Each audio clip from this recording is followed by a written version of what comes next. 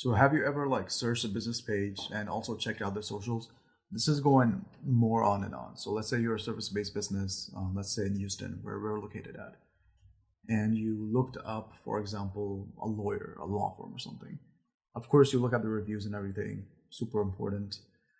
Even though the last video I talked about reviews aren't as relevant anymore, but to a certain point, you still have to make sure you're working with the right person, and reviews is a good indicator of that, but it's not the only indicator of that. So one thing people neglect is that when you look up somebody's name, so let me look up a law firm, for example. Let me just look up let me look at an Austin law firm. So this one, Sidley, or let me just look up some more. So from my last point, as you can see, all of them have like 5 stars. There's no way there's no way you can't find a law firm or any other business that will have lower than 3-star reviews. It just doesn't happen quite as often. So let me just look up these people.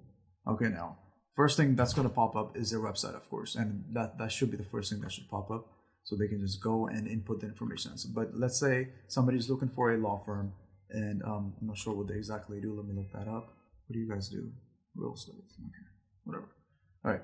So as you can see, the first couple of things that popped up are their socials. I don't know why Yelp is there for a law firm. People still use Yelp. I don't know. I just don't even bother going on Yelp. I guess it helps with Apple Maps and stuff, but if you're a restaurant, Yelp is definitely beneficial.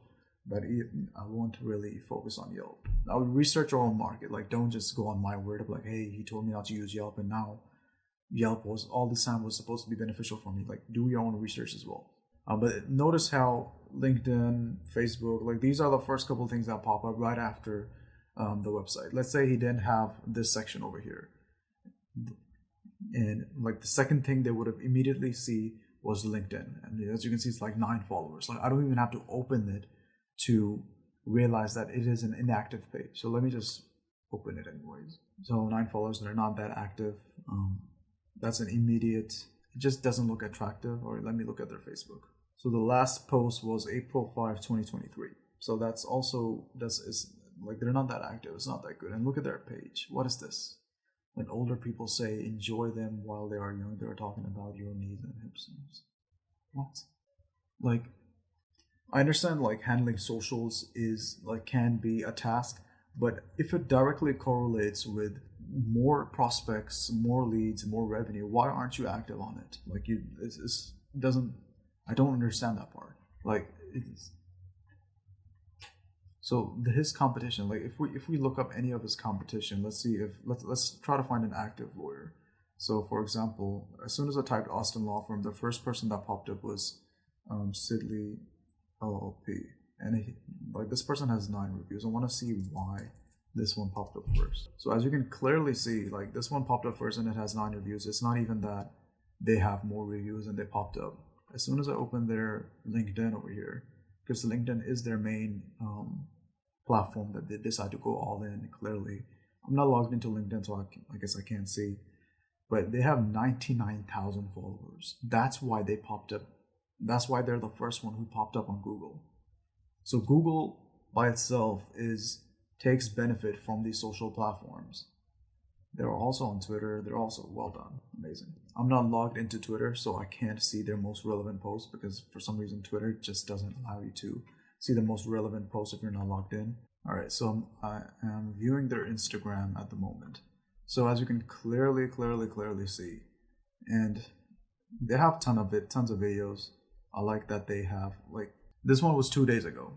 They're showing events. They're like active on Instagram. That's what I like seeing. Photos are good. As long as you guys try to avoid graphics, like this one's fine, International Women's Days. But some pages that's like only graphics, like those pages I'm talking about. They're like, hey, 25% off, or like some just random graphics. Like, you need to show faces, you need to show personality, you need to show what you're about. That is what works. And over here, if somebody wants to, learn more about them, you can just scroll down. They have, they could definitely use more videos. But then as you can see over here, they're active in the community, they're moving around. It's a good profile, like better than the first one we saw. Yeah, so prospect is in its research phase. You need to just try to make sure that you're giving the prospect enough resources to make sure that they go with you. What are those things? For example, are you active on Facebook, Instagram, all the platforms that pop up first on your Google? You need to be active on those right now. Post videos about what you're doing, post videos about answering your prospects' question, post videos about some personal stuff like what you've been up to next week, what do you like to eat. Like, people like this stuff and people connect well with it. So yeah, that'll be all for today's video. This is also something I sent on my newsletter. If you're interested, I highly recommend you subscribe to it, because it is something that I only share, certain things I only share on my newsletter. So it's in the description. Just enter your email and you're done and you're good to go.